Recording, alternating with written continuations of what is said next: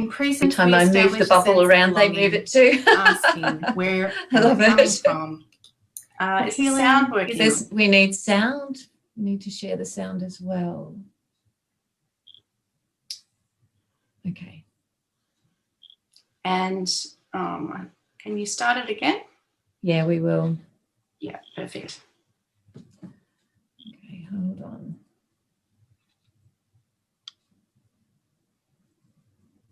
I can only see their screen now.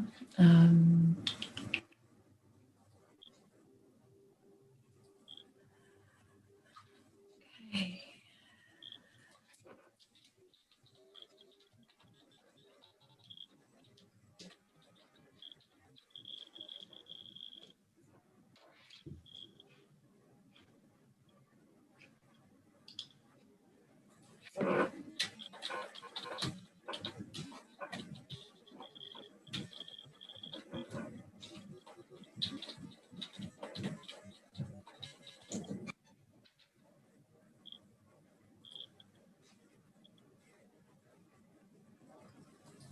Okay.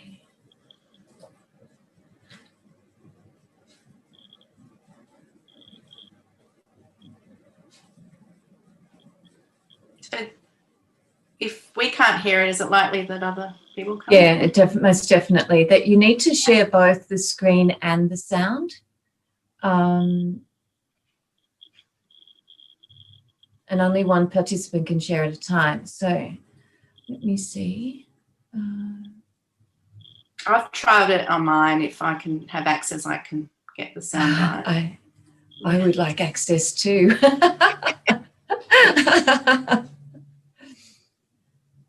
Okay.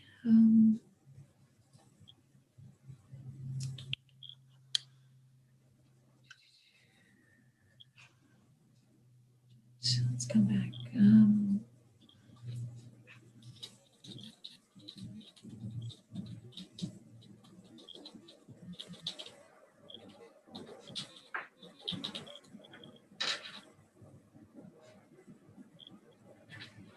Okay. Is that this? No. Yeah, we can. Give me 1 minute. I'll see the audio is to be audible. 1 second. Could you please give Sarah access to share her screen? And then, because we can't hear it, unless you can go down to You are already a co-hoster. But I can't give Sarah access to share her screen, and only one person can share at a time with the settings as there. Give a second. Multiple participants. Here we go. Maybe that will help. Okay, let's see now.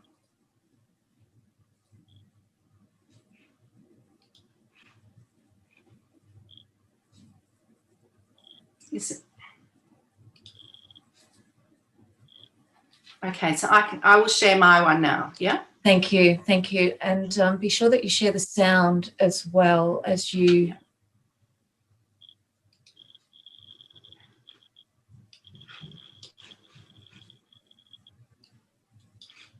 Oh, yeah, correct.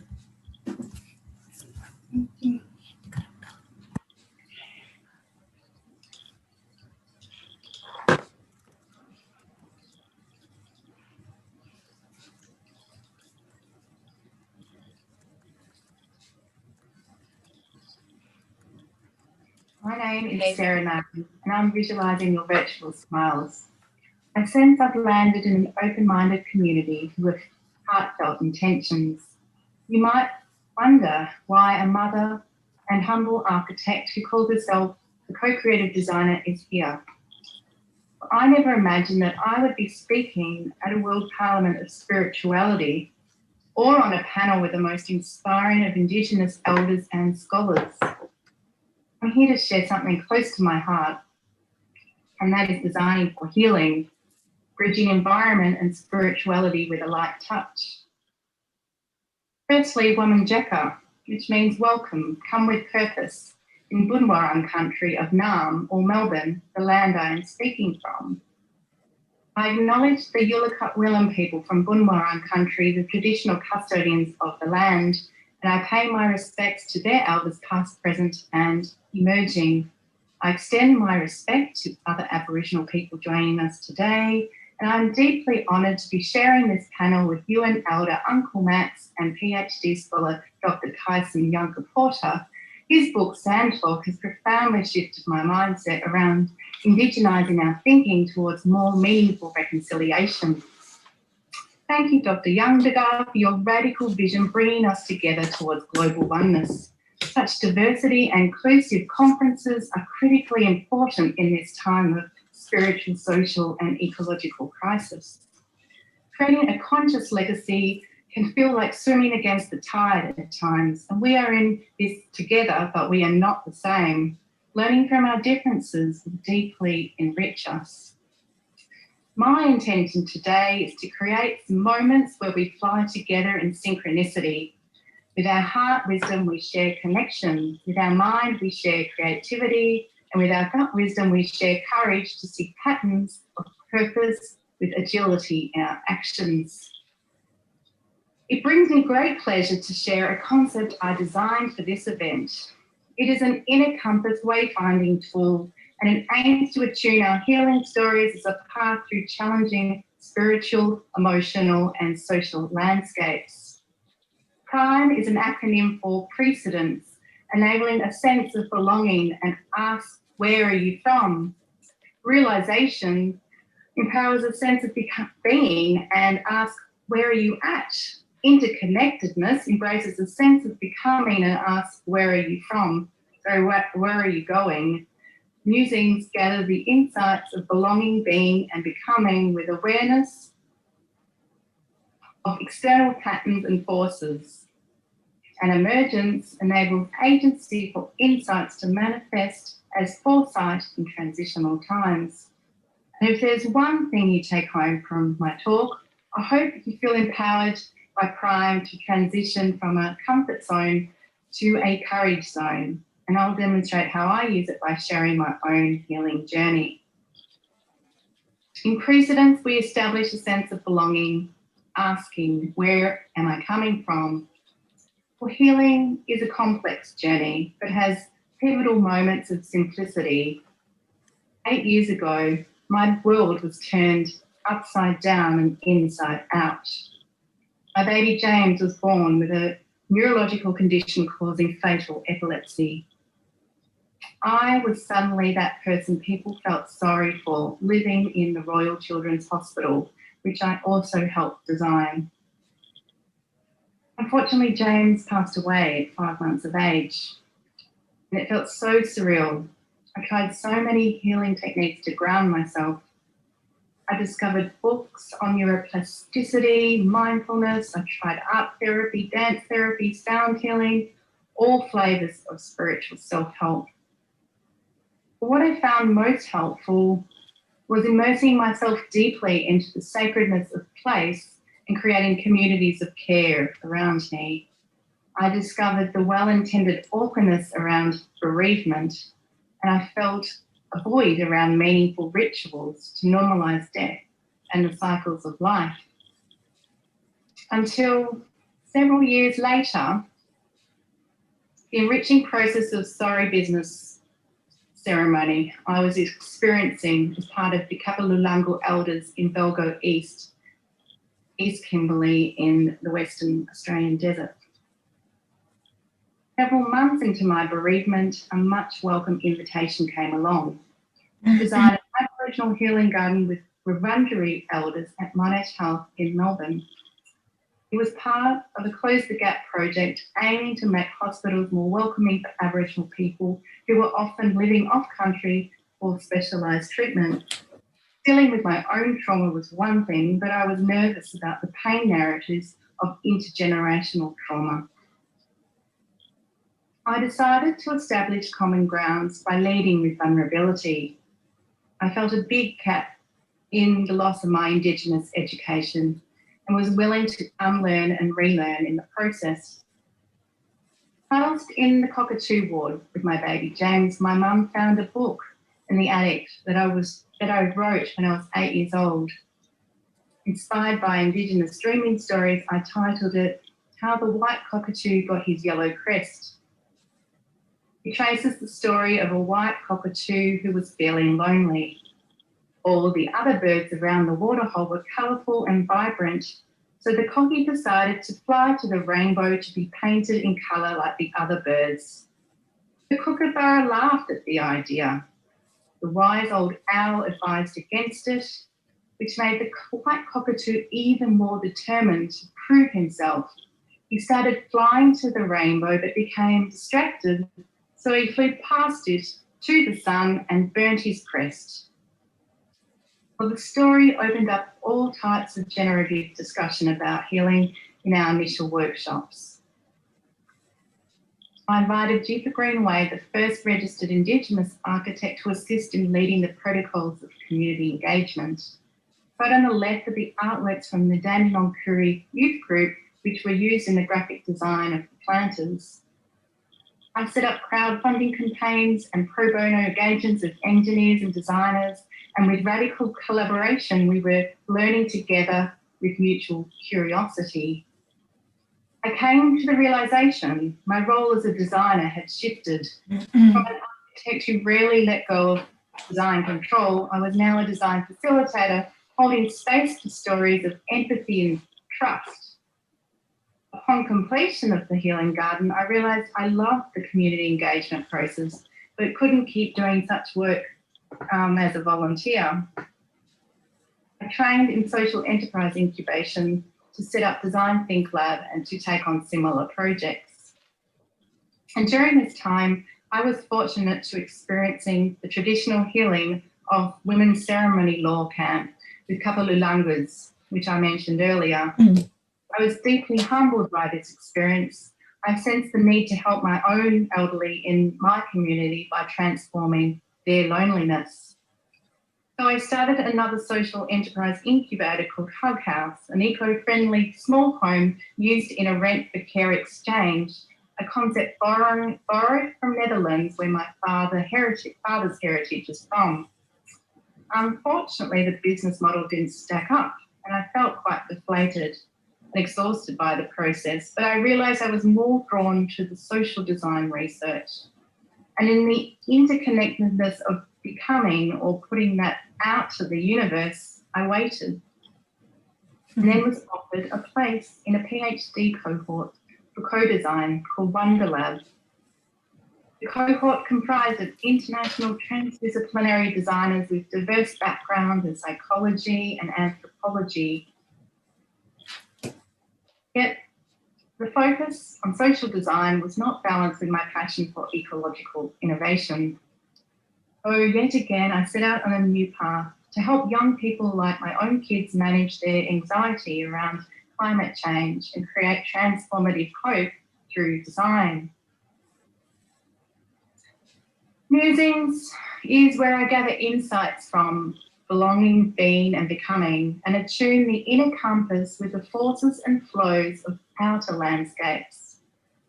In the many play shops with Wonderlab, we experimented with icebreaker tricks like describing how you feel as a weather metaphor. Well, in this moment, I'm feeling still. This image reflects deep biophilia, the way nature nurtures. And here I recall my mother's ancestral line, and I see pockets of Scottish wilderness like this unattended for thousands of years. Many of you may have heard of forest bathing prescribed by doctors in Japan. Even looking at scenes of nature can lower our vital signs and cortisol levels. Research suggests that patients heal quicker in hospital rooms that have a view of nature compared to a brick wall. And we know nature nurtures us, but how do we nurture nature? How do we repair our broken relationship and sense of entitlement to it? The current sustainability ethos alleviates our overconsumption guilt by feeling good about purchasing carbon offsets. And in post-COVID recovery, surely we can incentivise more green jobs and eco-tech businesses and attract just some of the brain drain back from the internet of everything, colonising Mars and the moon. Shouldn't we focus on decolonising the Earth? Shouldn't we move from political sorry to thanking our first people in navigating 80,000 years of climate change adaptation? So, to be the change, I question the values of a design thinking community of practice which takes a human-centred design approach. Instead, I'm relearning how to transition to a human-led co-creative approach. A transition from ecosystem to ecosystem, which requires a more transcendental goal, like keeping in mind the impact of the next 7 generations as led by Indigenous thinking across the world. Such an approach requires, again, an unlearning and relearning new ways to incrementally evolve sustainability. Last year, I found myself co-creating curriculum for Regenerative Design Studio with RMIT Industrial Ecology students. We became immersed in fun experiments like baking non-toxic bioplastics from food waste. Our students worked with mycelium, the root of fungi. One of them discovered that bees needed fungi for their immunity.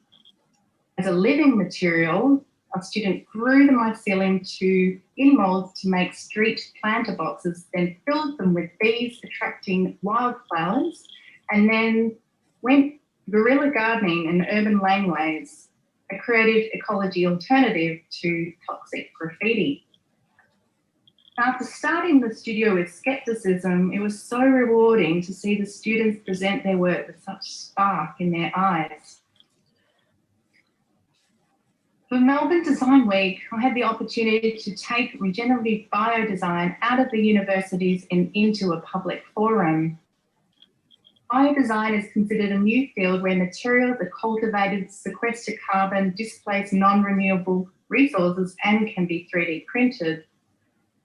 Here is Marie Clark on the panel, a Mati Wemba Indigenous artist who's describing the cultural practice of remaking an eel trap based on a 10,000-year-old Indigenous technology.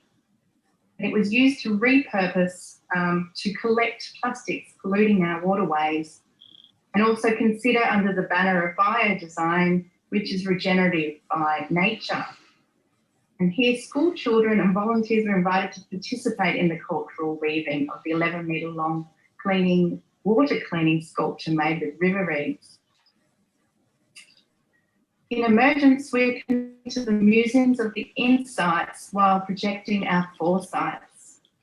A few weeks ago, I was thrilled to begin a local council environmental champions project and hope to create more ways for urban kids to nurture nature. So required after a prolonged period of homeschooling and way too much screen time. My proposal is to create a living lab using design workshops, podcasts and exhibitions for hidden stories and innovations within our local community. Part of the ambitious proposal is to recreate a similar eel trap with Marie Clark and Mitch Maloney to assist in the plastic pollution of our local waterways. Point of difference, though, is to create an internal skin made from fungi designed to absorb toxins from the water. Such bioremediation processes have proved successful with other local citizen scientists. But a living lab establishes such a project in part of a holistic master plan to also address social isolation, disconnection to nature, and loss of cultural exchange. This photo is a demonstration of Wayapa work, an Indigenous movement practice like Tai Chi. It was created by, or co-created by Gunai man Jamie Thomas, who was showcased here practicing at a fundraising event for the Aboriginal Healing Garden several years ago. You can just imagine similar workshops could be made available in a micro festival, raising awareness of the water cleaning sculpture proposal. It could be titled Co-Evolving Sustainability with Our First Nation People. And it could be led by local Bunwarang advisors. May also include Indigenous cooking workshops, traditional honey harvesting, native flower planting days, wood carving and wood burning workshops, poetry slam for decolonising local memorials, to name just a few. So in conclusion, bridging healing with ancient futures takes time and patience. It has been my absolute pleasure to illustrate crime for the first time, and with heartfelt connection, creativity and courage, I thank you in joining me today, and I look forward to hearing the wisdom of my co-panellists.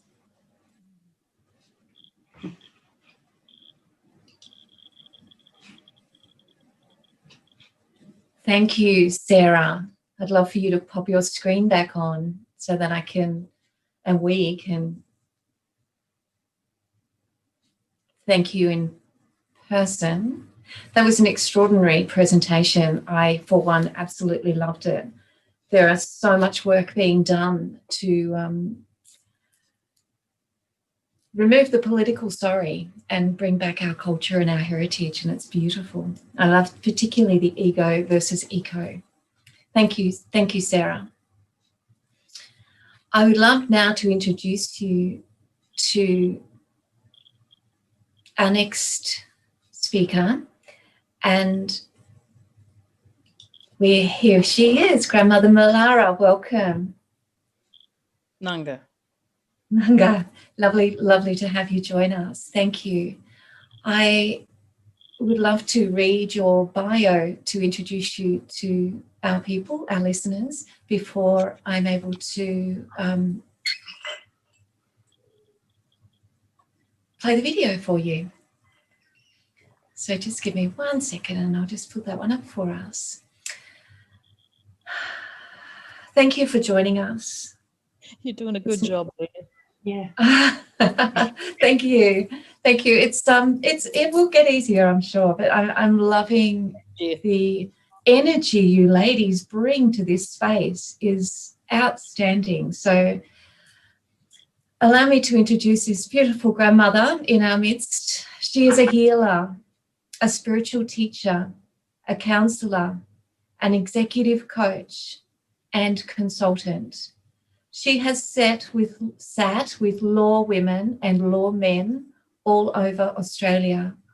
And the more she learned, the stronger she felt the calling to be a spirit woman. She has received initiations and been given teachings wherever she went. And most importantly, from the highest authority who holds the women's Aboriginal law staff. We are all born from women, you see.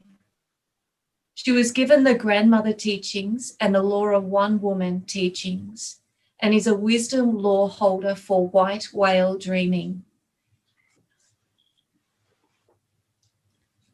In 2019, she was initiated by Bayami himself as a senior law woman and initiated Can hear what she said.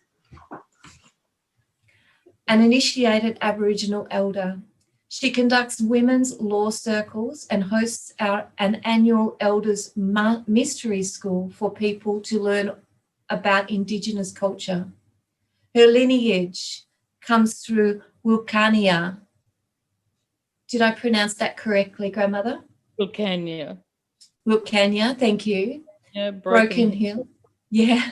And Northern Ranges. Yeah. Yeah, thank you. And her spirit has welcomed back home. You'll have to help me with this one. Thank you. Anamanda country in 2012. We are the rock people of the second oldest place in the world where dinosaurs once roamed. We have always been here.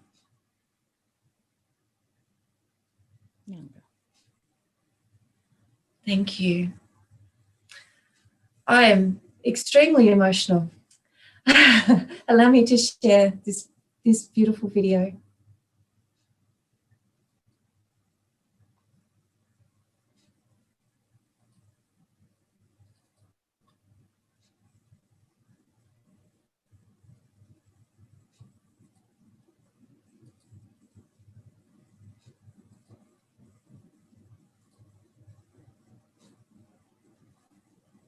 Okay.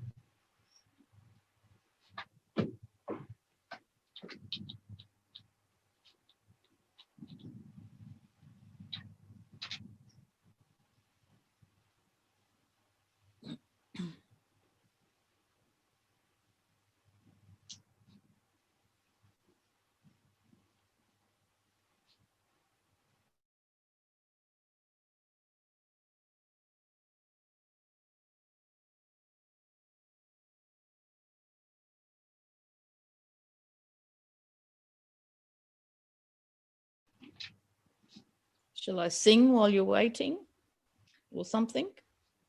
Apologies. I'm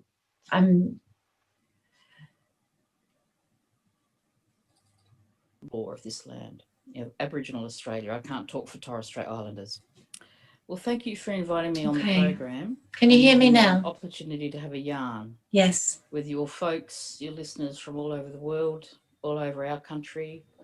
But I open by saying I pay my respects to all my elders of all dimensions, the ancestors of this land, and all of the law women and the law men who have kept the spiritual essence of our place alive.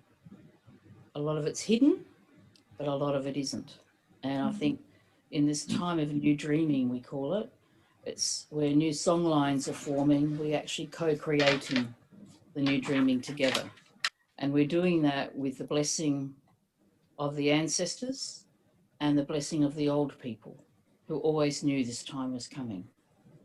When I talk about the new dreaming, I'm talking about a time where, in our language, we'd say black fella, white fella walk together.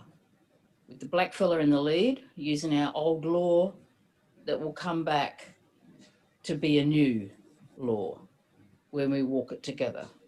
And that new law is very much led by our spiritual law of this land. Aboriginal Australia, I can't talk for Torres Strait Islanders, but for Aboriginal Australia, it's a key part to our life, our living, and our spiritual domain, who we are as spiritual beings. Our connection to country it's vital because we are the country. The country is us. The land is our law. The land is what sustains us and nurtures us. The animals are our family. The insects are our family. All of the creatures that we share this planet with are our family. And so we regard them as family. The land is who we are. So we can see ourselves in the landscape. We learn from the landscape. We learn from watching our totems, whether they're, a bird, an insect, whatever. But that's who we are as well. We take that on, and they give us messages on how to learn how to live our life in a spiritually balanced way. And then there is a lot of interest in Aboriginal culture, which is great. There's also those who are breaching culture, which is not so great, where they're teaching the wrong way. And people like me have to come in and correct it. And it's not so easy to do. But nevertheless, where people come from heart and are truly wanting to embrace our new dreaming and walk together, it's a wonderful thing. I was telling you earlier, we run an elders mystery school every year. And at this school, it's a place where anyone can come. Men, women, children can come and live with us for a week or 5 days. That's usually enough. Live with us for 5 days and learn about how it is to be in the dreaming and to be in a different time warp, in a different space and dimension, as we learn from elders who come to share their teachings. It's a wonderful place for them to come. It's also a wonderful place for others who've never met elders or sat with them, as we say. And we sit at the sacred fire and teach around the fire. And already, you know, the next mystery school in April is already full, and we're only in October. This is extraordinary. So there's a real calling out for people who are thirsty to learn with us. And also we have a lot coming back. So it's like there's a beautiful tribe, an Elders Mystery School tribe, who are forming or have formed. We've been doing it for 8 years now. So next year, for the first time, we're going to run 2 in the year. It is something you have to attend. It can't be done virtual. It's just not our way. It's so much more impact when you actually are in person. So maybe one day some of your listeners might actually come and join us at the Sacred Fire and learn from the beautiful elders that sit there. They really are just, you know, benevolent and in their grace. And it's truly amazing to sit in their presence. You can really feel it.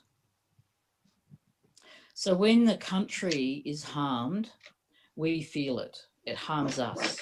We must look after country. We only take what we need, not what we greed.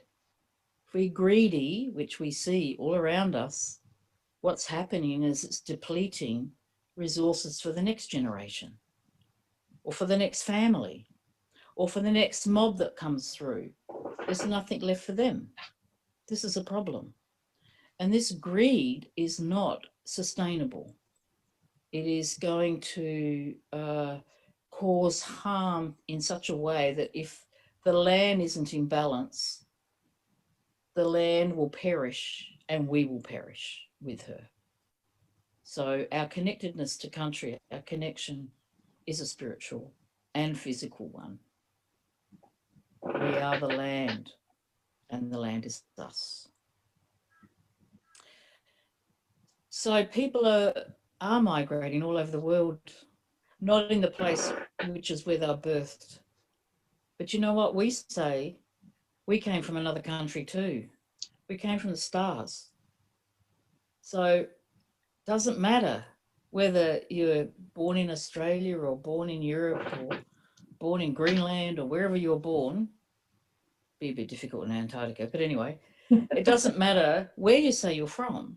In that original, this particular soul print that you're in now, what matters is that you can feel it in your heart, the connection to the song lines of our country here in Australia, to maybe the energy frequencies of different lands. There's a different frequency for different continents.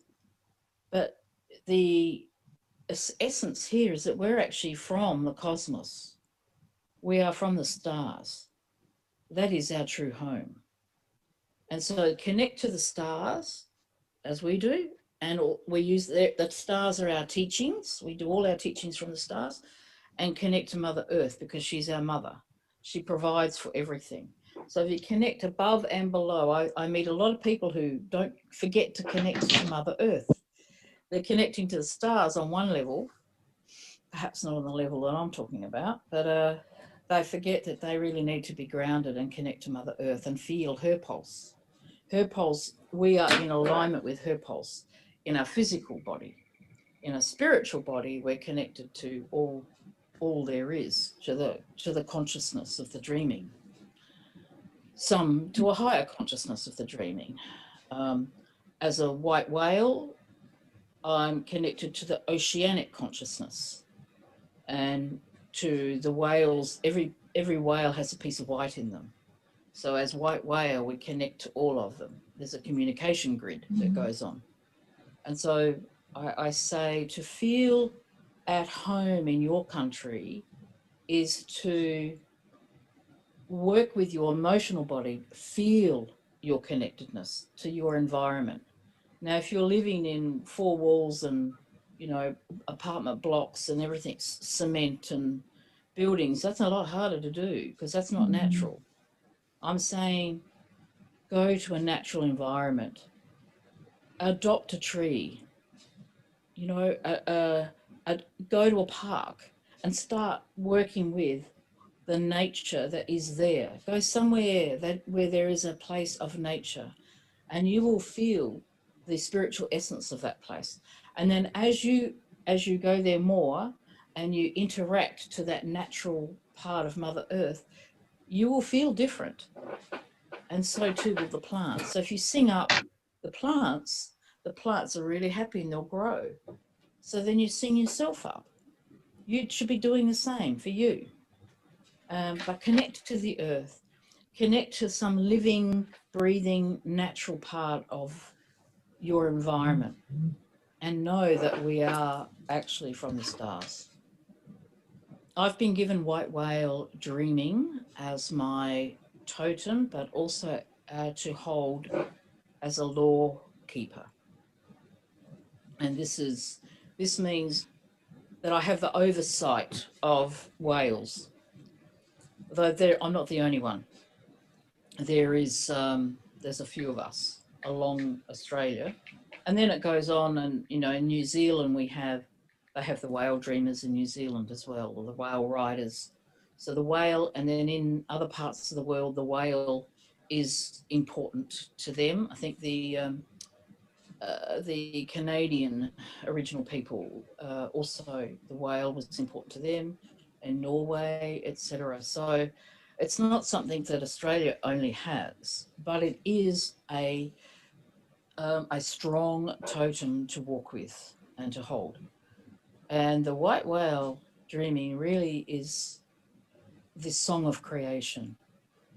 So the story is that the star maidens brought the records for humanity, but also the records for all of our family in all forms, all the animals, all of that. Those records of all earthlings, I'll call them, bunch them up into earthlings, were given to the white whale a long time ago.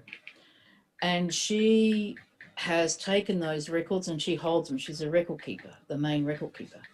And she has swam in the ocean below the ocean, where she has seeded through the oceanic consciousness the living beings on this planet. She holds those records. And then as we're going through a new dreaming, an ascension, a shift in consciousness, Earth is actually expanding, and we need to expand too. And the way that we do that is through getting rid of all the rubbish that's in our system, biologically, as well as in our environmental system, as well as what's in our mind. You know, cleaning that up, cleaning ourselves up so that we can expand in really increase it, allow our pulse rate to increase, or our harmonic frequency congruence, being congruence with the harmonic frequency that Earth is emitting. And she is expanding. In fact, I think all planets probably in the galaxy are expanding, but she's definitely expanding. And when our focus is on her and in our relationship with Earth. And so the white whale has brought in new frequencies. Those who work with whales say that the whale song has changed. The whale song changed maybe 4 years ago-ish, for about then, you know, in preparation for the new consciousness to come in. So they're singing a new song. The song lines of the ocean have changed, you might say. And so she carries those records. And I'm actually a narl whale. So I'm a white narl whale. You know, I've got the tooth, I think it is, the spear that cuts through the icebergs or cuts through any obstacles. So I've been particularly gifted with that. Helps from time to time.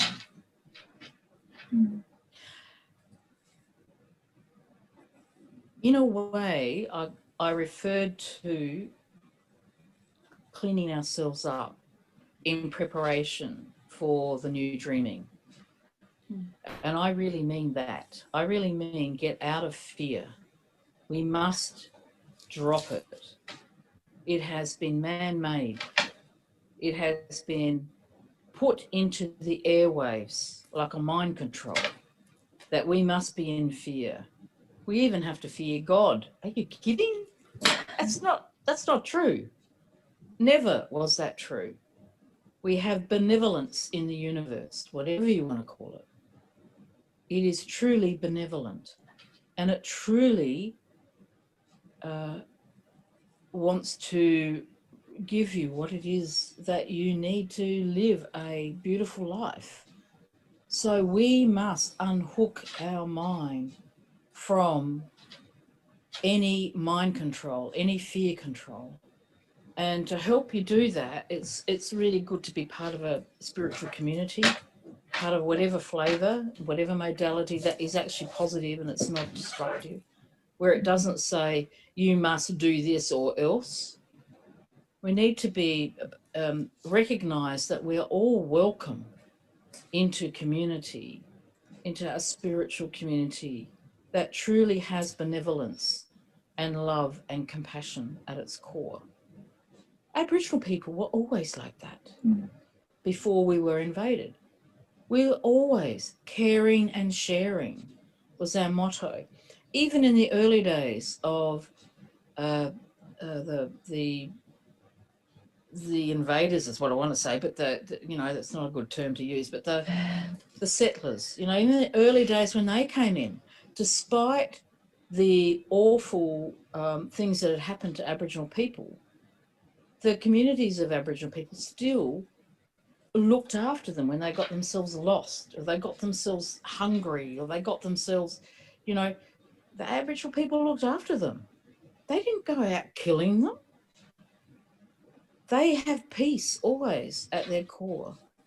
Their existence since time began on this continent was always a peaceful one. Or it had peace as its, there might have been conflict from, you know, time to time, testosterone being what it is, but there was always peace, actually.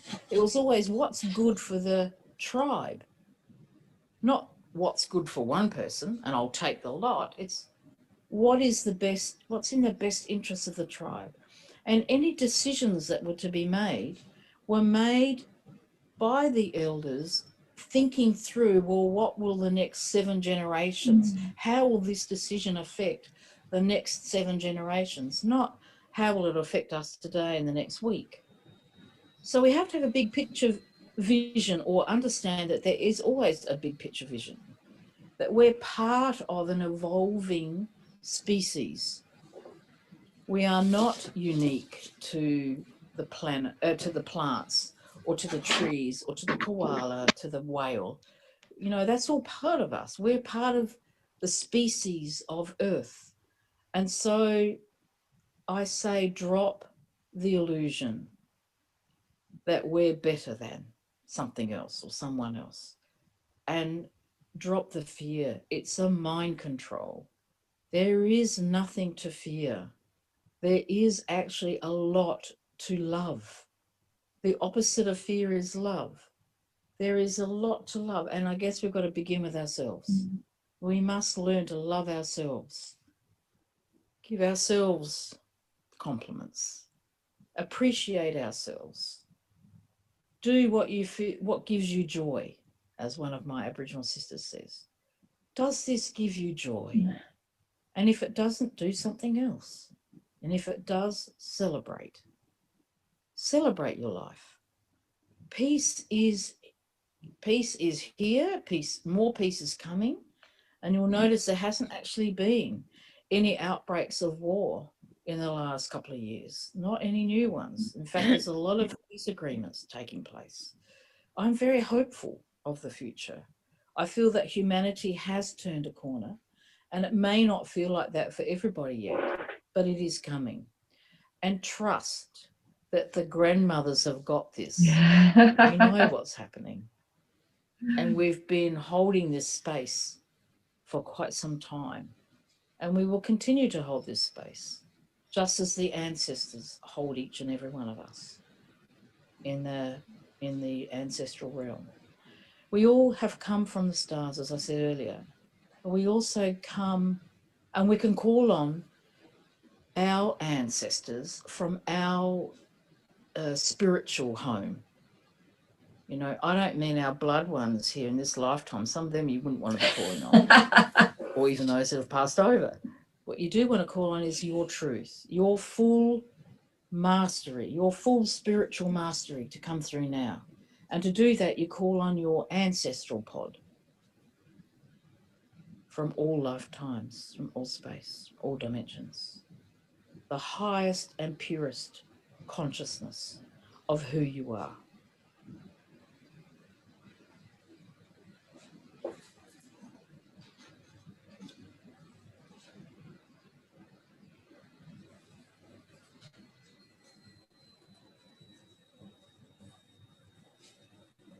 Wow.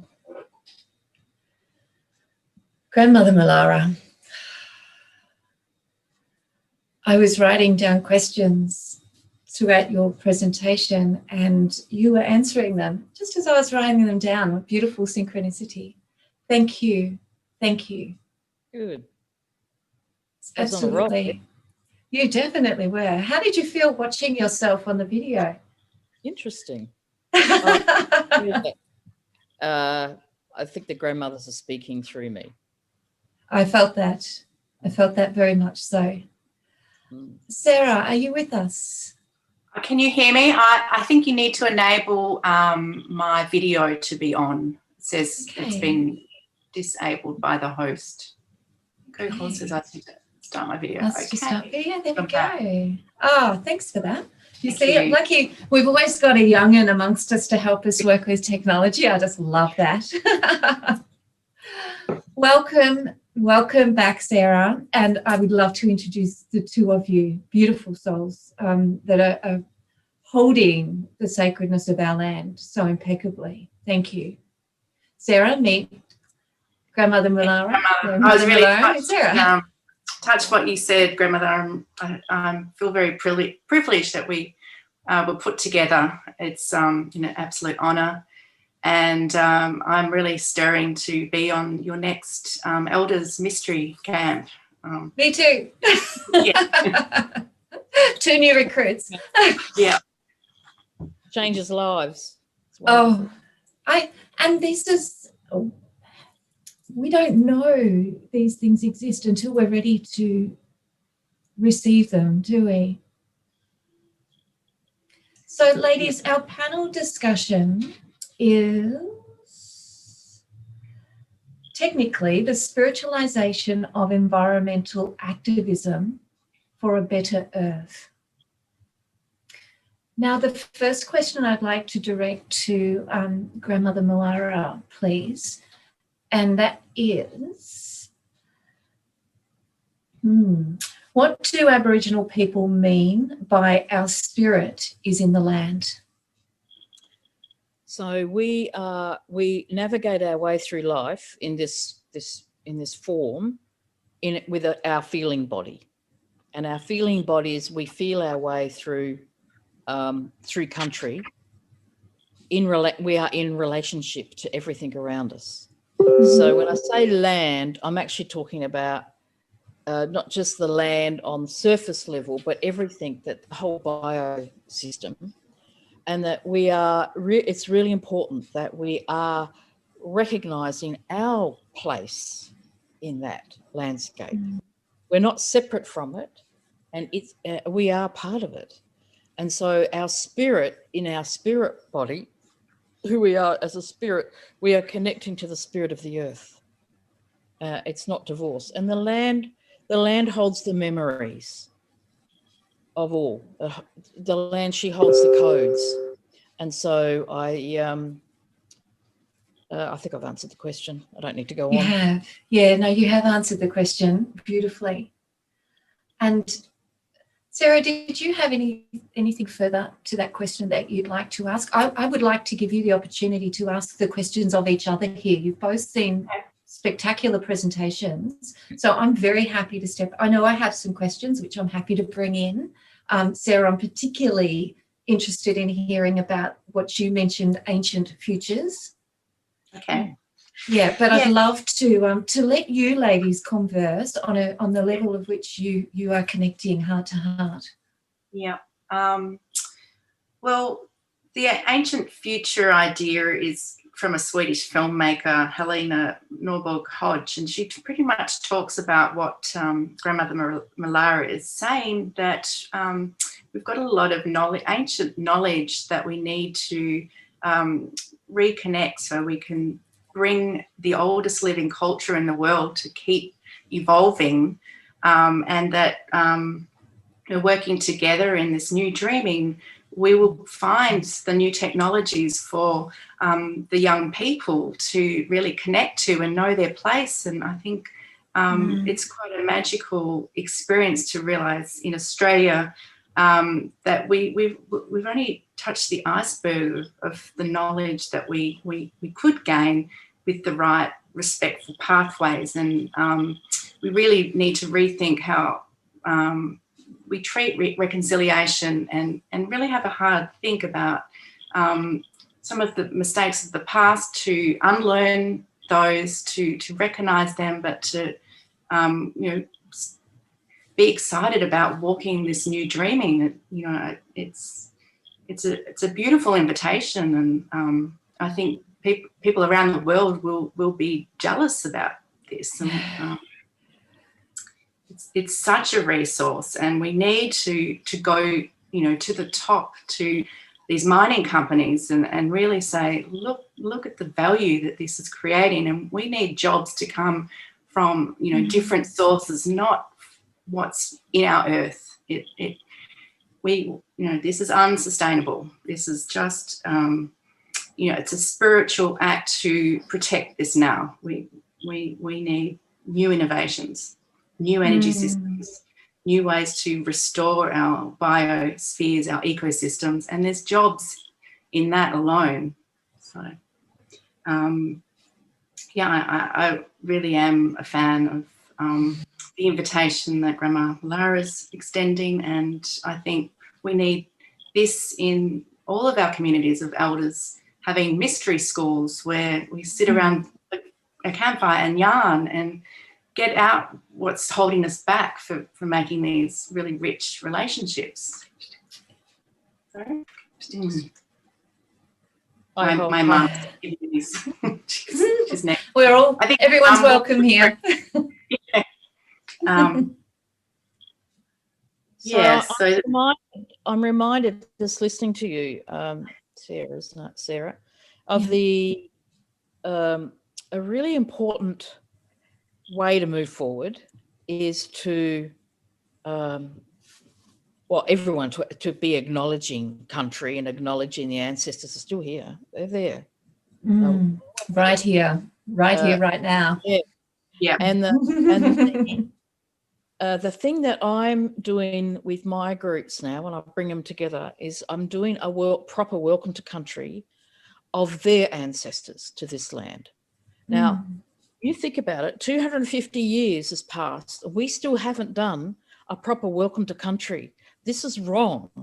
It doesn't feel good in the fabric of our spiritual essence as the traditional people of this land and the descendants. It's in our DNA.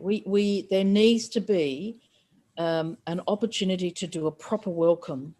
And so this is part of the treaty making. This is part of having a voice, but it's essential for us coming together that we acknowledge that people at that group acknowledge country and the law actually that they're on. The law is the Aboriginal law. It is nature. It is Mother Earth. This is Aboriginal law, natural law. It's not the man-made law. You are on Aboriginal land. That's when you're here. You are therefore come under Aboriginal law. Maybe the same with other countries. I can't speak for them. But the thing that is really changing is when we give space, we allow space for those of us who are law holders to actually call in the ancestors to welcome your ancestors to this country. It makes such a difference when you actually feel like along all that way back that you're welcome here, and that comes forward. Eventually comes forward, however 7 generations it might be, it comes forward and it comes into this present day. The new songlines are being co-created now. We are in it. We are in the new dreaming has begun. And walking this way together, this is the beginning of the next 7 generations. The old songlines are pretty much finished. There'll be some that are still being sung by our beautiful traditional custodians of certain areas, particularly I'm thinking Anangu and Arnhem Land, Kimberley.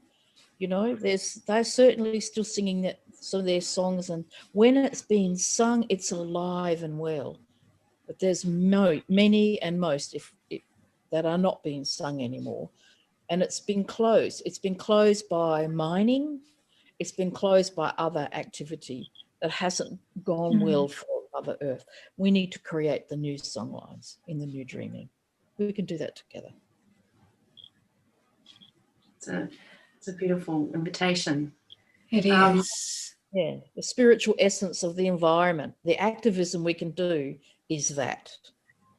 I'm curious about your one woman law. The law Is of one that woman. the law? Yes, the law. How we go on. How we can connect that to women who are really yearning for that in their life. I'm curious about that. So it was given to me by my law elder, who's now passed on, major law elder. She held the Aboriginal women's law staff for 18,000 generations in her family. That it is the original one.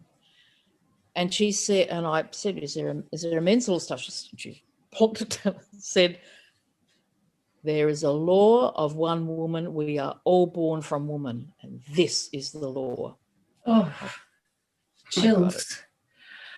She handed it in. Oh, 2 of us.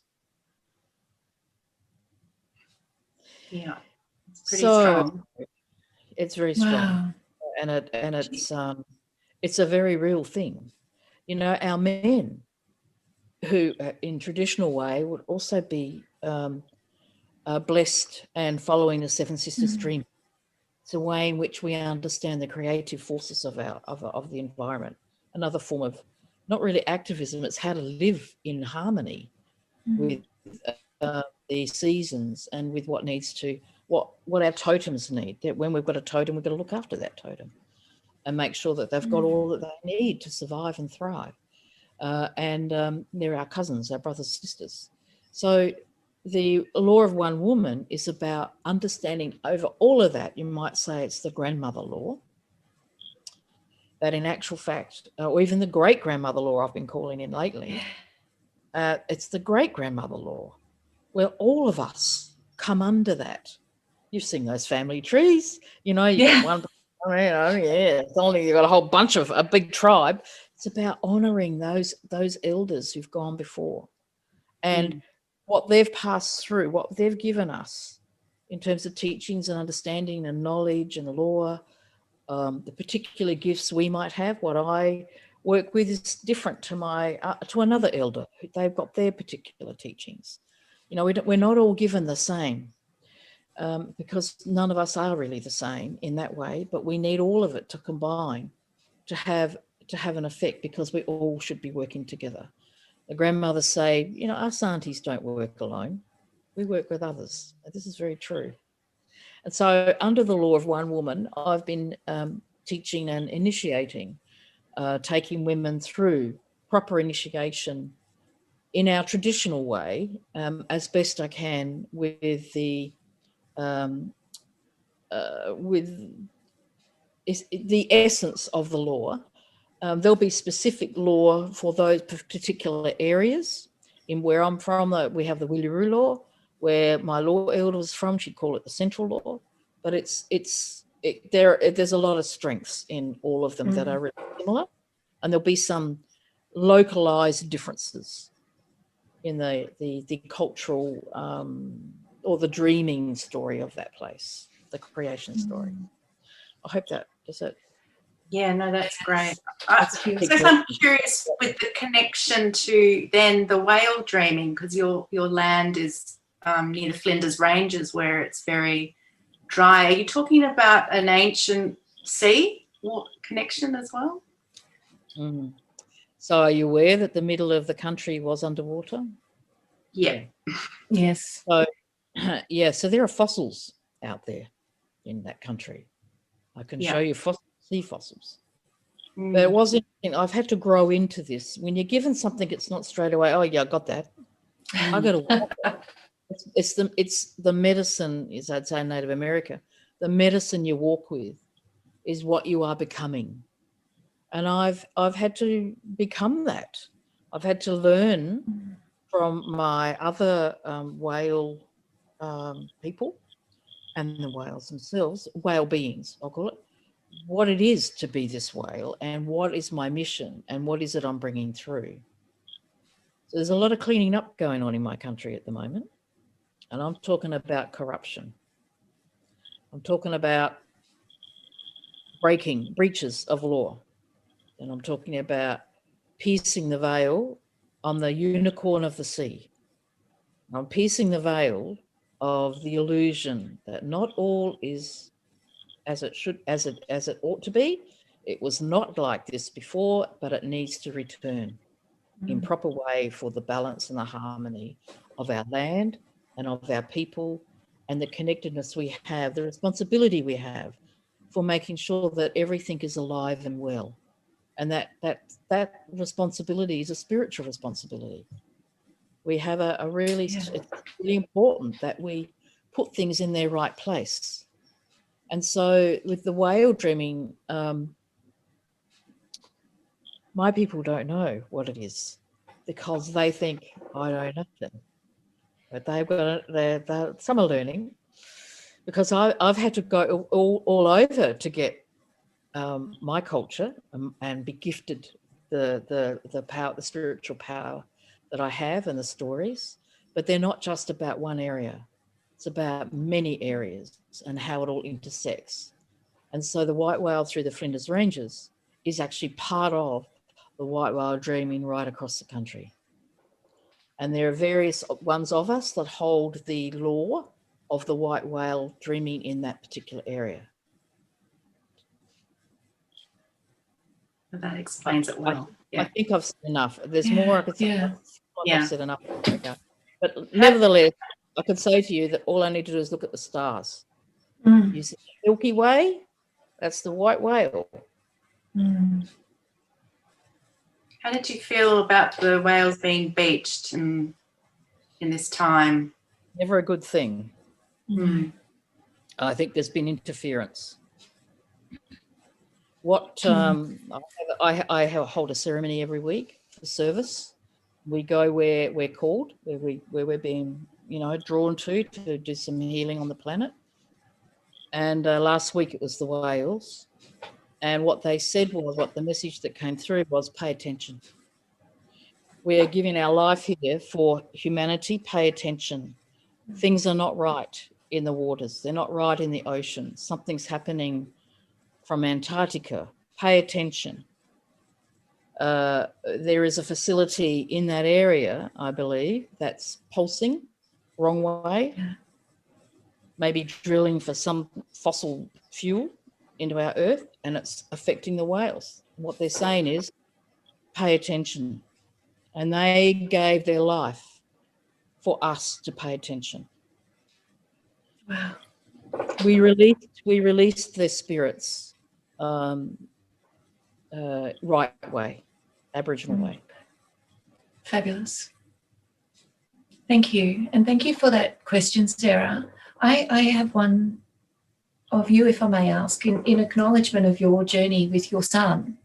Yeah. And I would love to hear from you how gentle spiritual guidance can help young people with the anxiety around our climate change. Yeah, so I decided to get out of traditional architecture practice after I had that experience with my baby, where I realised that I had something more to give after a very, it was a time of suffering, and realising I needed to think bigger, to connect with what I felt was he came from the earth and he returned to the earth, and how do I assist that journey to help kind of my own healing. And now you say, grandmother, that we've returned souls to the stars. So I feel 8 years on, I'm feeling this release that that there may be some energy that comes out of the earth, so I don't feel like I'm caring for that spirit in the earth, and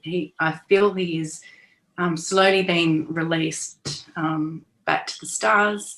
And I think that's quite a difficult journey for other, his brothers to experience.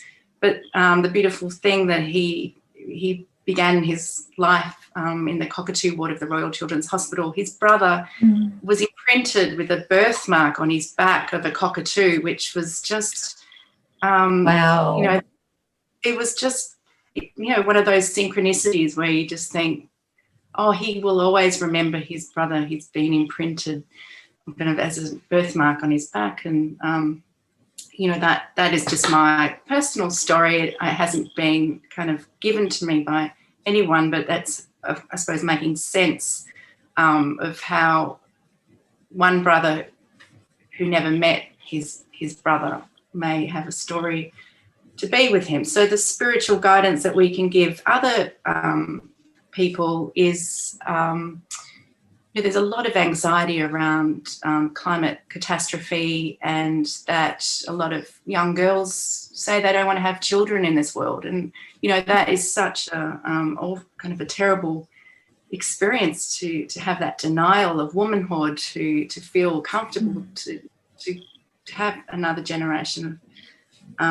So it's really working, the Greta Thunberg and her climate change kind of wishes, where she's saying, you've destroyed our hopes and our dreams, and that generation, if you can kind of turn them around and say, well, hang on a minute, there is kind of fear there, but at the same time, take back hope and transform kind of your vision, so that we don't have to go down that path.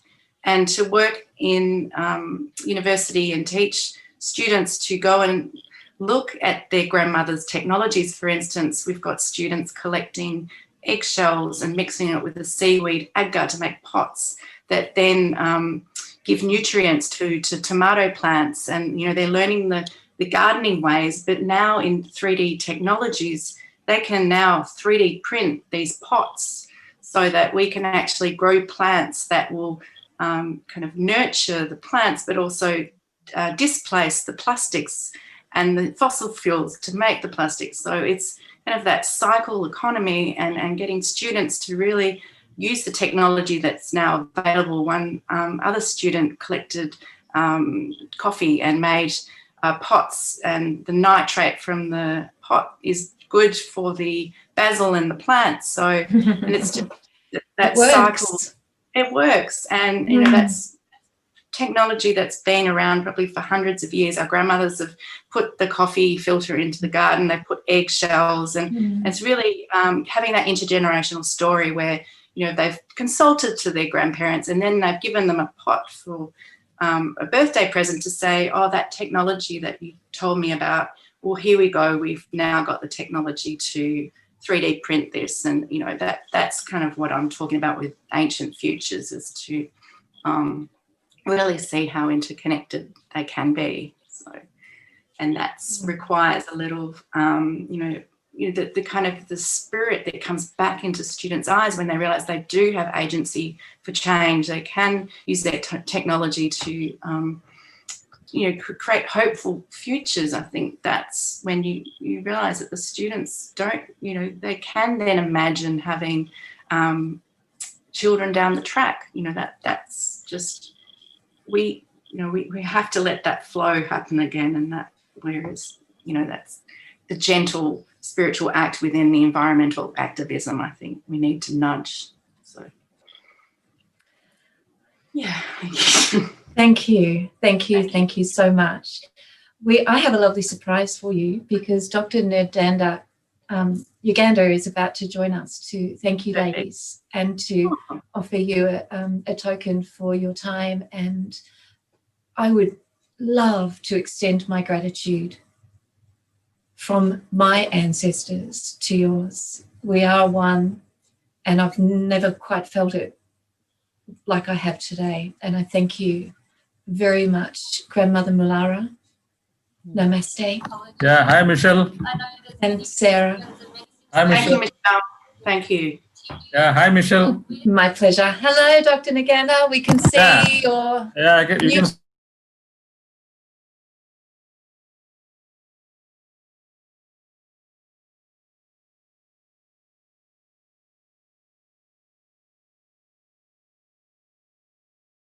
your chin.